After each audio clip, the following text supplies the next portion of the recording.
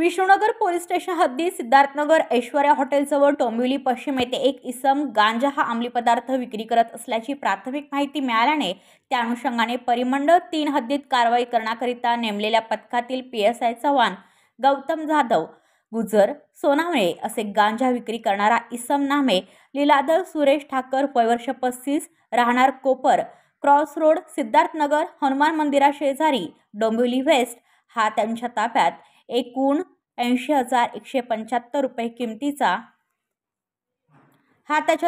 एकूण 80,175 रुपये किमतीचा 3,207 ग्राम वजनाचा गांजा हा अंमली पदार्थ विक्री करताना मिळून आल्याने त्याच्यावर विष्णुनगर पोलीस स्टेशन गुन्हा रजिस्टर नंबर 58/2025 NDPS ॲक्ट 8(क)20(ब) प्रमाणे गुन्हा दाखल करण्यात आला आहे। ब्युरो रिपोर्ट डोंबिवली, आपले वृत्तप्रहार। तुमच्या आजूबाजूला घडणाऱ्या घटना पाहण्यासाठी आपल्या वृत्तप्रहार वाहिनीच्या YouTube चॅनलला सबस्क्राईब करा।